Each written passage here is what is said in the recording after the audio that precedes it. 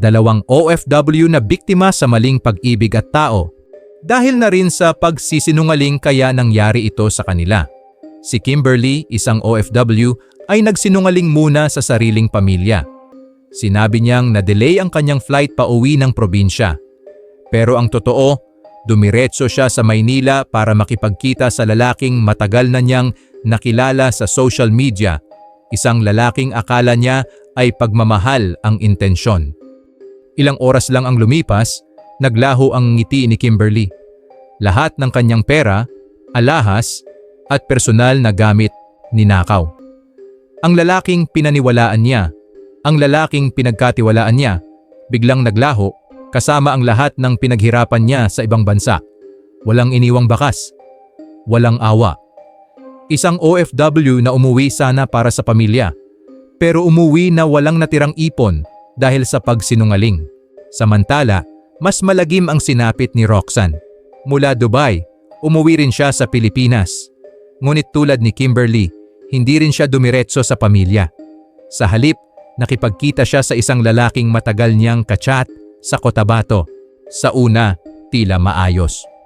Ngunit nang magdesisyon si Roxanne na umuwi na sa kanilang probinsya, doon nagsimulang magbago ang lahat. Hindi siya pinayagan. Pinigilan siya at kinontrol. Hanggang sa isang araw, si Roxanne ay natagpo ang patay.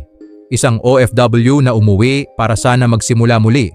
Ngunit ang inuwian, isang krimen.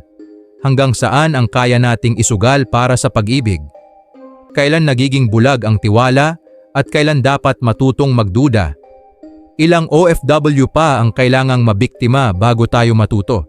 At sa panahon ng social media, paano natin masisiguro na ang kachat natin ay may mabuting intensyon at hindi magbibigay ng panganib?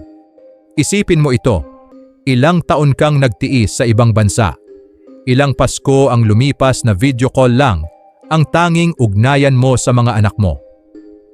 Tiniis mo ang init, ang pagod, at ang pangungutya ng ibang tao para lang makapag-ipon.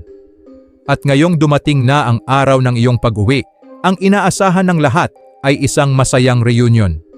Pero paano kung ang pag-uwi mong iyon ay hindi sa pintuan ng inyong bahay tutuloy, kundi sa isang madilim na bitag na ikaw mismo ang gumawa?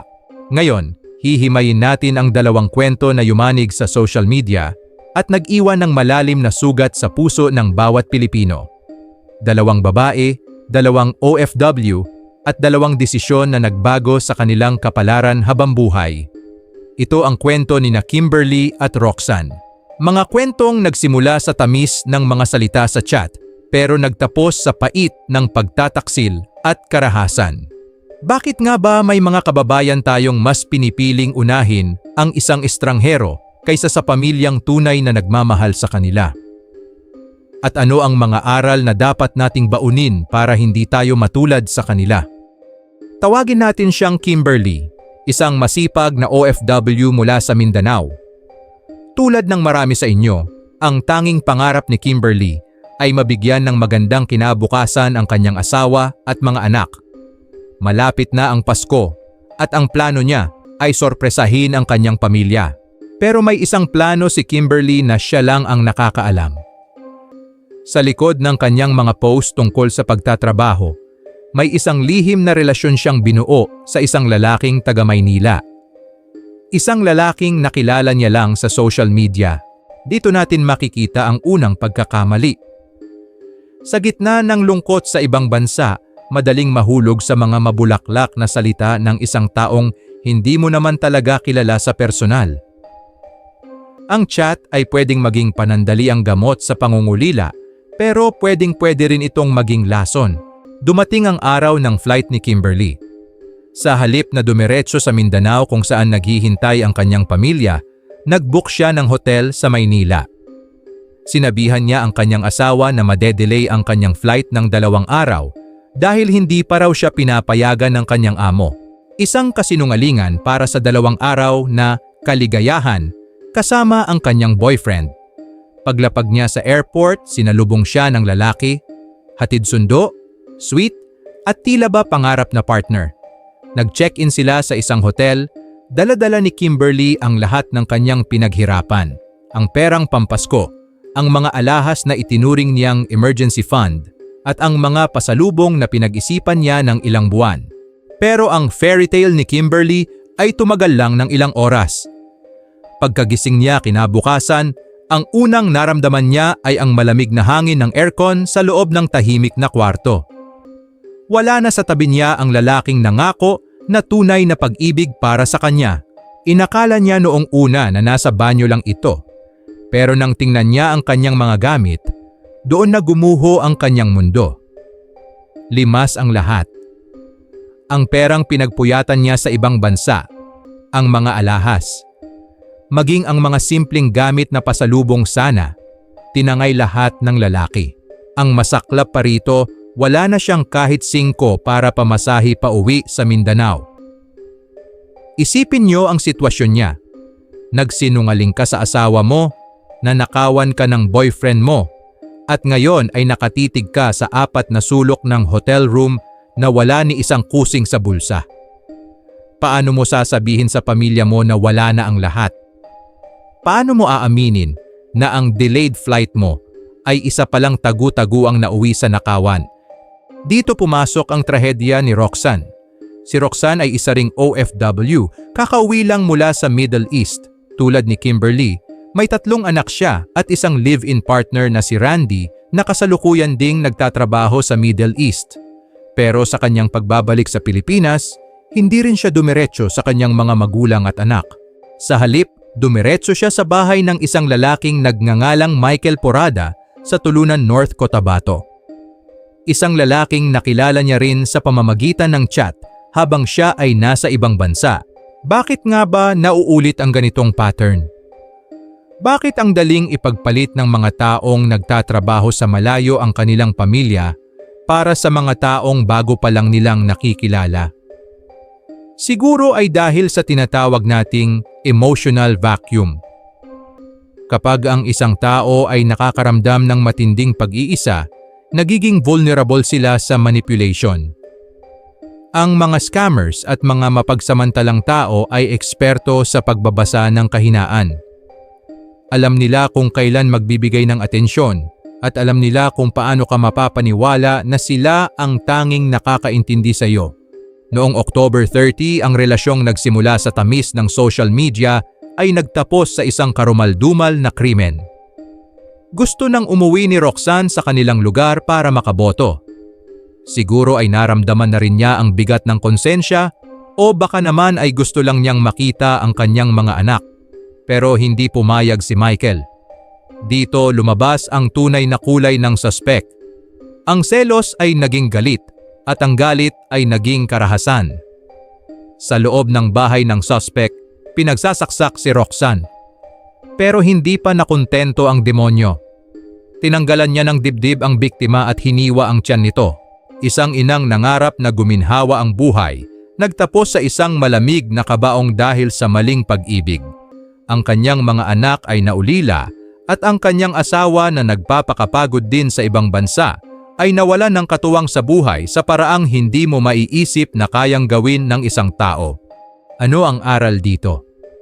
Simple lang pero napakahirap gawin para sa iba.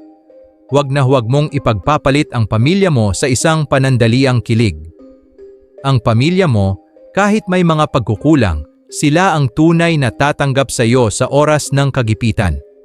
Sila ang nagbilang ng mga araw bago ang iyong pag-uwi. Sila ang nanalangin para sa iyong kaligtasan habang nasa ibang bansa ka. Pero bakit sa huli? Sila pa ang madalas nating tinataguan at pinagsisinungalingan. Ang karanasan ni Kimberly ay isang babala tungkol sa material na bagay at dangal. Pwedeng palitan ng pera, pwedeng muling bumili ng alahas, pero ang tiwalang sinira mo sa pamilya mo at ang kahihiyang idinulot mo sa sarili mo ay mahirap nang burahin.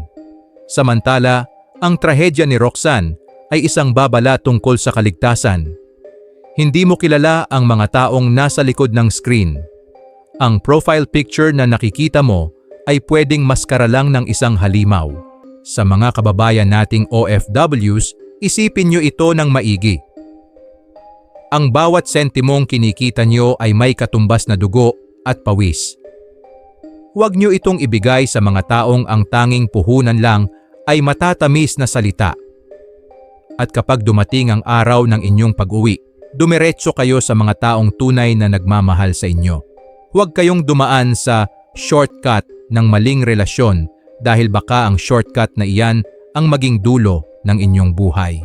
Nakakalungkot isipin na marami pang Kimberly at Roxanne ang kasalukuyang nakikipag-chat ngayon, nagpaplano ng kanilang lihim na pag-uwi at hindi alam na naghihintay na ang kapahamakan sa kanila. Ang social media ay isang tool para tayo ay magkadugtong-dugtong, hindi para maging daan ng ating pagkawasak. Gamitin natin ang ating talino, hindi lang ang ating puso. Sana ang kwentong ito ay makarating sa bawat sulok ng mundo kung saan may Pilipinong nagtatrabaho.